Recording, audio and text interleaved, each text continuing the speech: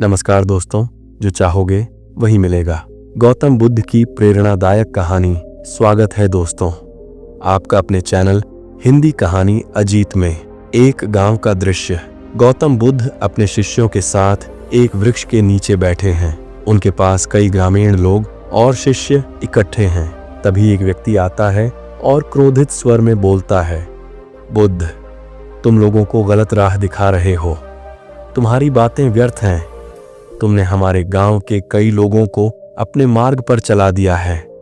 वे अब हमारे रीति रिवाजों को नहीं मानते। मैं तुम्हें बेकार का व्यक्ति मानता हूं। वह व्यक्ति अपशब्द कहता है और बुद्ध को अपमानित करने की कोशिश करता है। बुद्ध शांति से मुस्कुराते हैं और चुपचाप उसकी बातें सुनते रहते हैं। वहां बैठे शिष्य और अन्य ग्रामीण चकित हो जाते हैं कि बुद्ध इस अपमान का कोई उत्तर क्यों नहीं दे रहे। व्यक्ति का गुस्सा और अधिक बढ़ जाता है, लेकिन बुद्ध शांत बने रहते हैं। कुछ समय बाद व्यक्ति चकित होकर पूछता है, मैं इतनी देर से तुम्हें बुरा भला कह रहा हूं, लेकिन तुमने कोई प्रतिक्रिया ही नहीं दी। क्या तुम्हें बुरा नहीं लगा?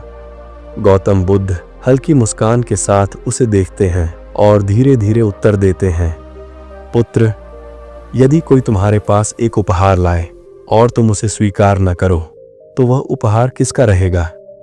व्यक्ति कुछ सोचकर उत्तर देता है, यदि मैं उपहार न लूं, तो वह उपहार देने वाले के पास ही रहेगा।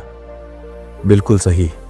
इसी प्रकार जब कोई मुझे अपशब्द कहता है, लेकिन मैं उन्हें स्वीकार नहीं करता, तो वे शब्द उसी व्यक्ति के पास रह जाते हैं।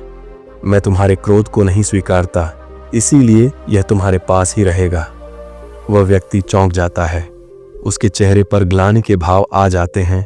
गांव के लोग और बुद्ध के शिष्य यह सुनकर प्रभावित होते हैं। बुद्ध अपनी बात आगे बढ़ाते हैं, गौतम बुद्ध, जो चाहोगे वही मिलेगा। यदि तुम क्रोध दोगे तो तुम्हें भी क्रोध ही मिलेगा। यदि तुम प्रेम दोगे तो तुम्हें प्रेम ही मिलेगा। यह संसार तुम्हारे कर्मों का ही प्रतिबिंब है। व्यक्ति को अपनी गलती का एहसास होता है। वह बुद्ध के चरणों में गिरकर क्षमा मांगता है। बुद्ध उसे प्रेम पूर्वक उठाते हैं और कहते हैं, हर व्यक्ति अपने कर्मों से अपने भविष्य का निर्माण करता है। यदि तुम संसार से प्रेम चाहते हो तो पहले स्वयं प्रेम बांटो।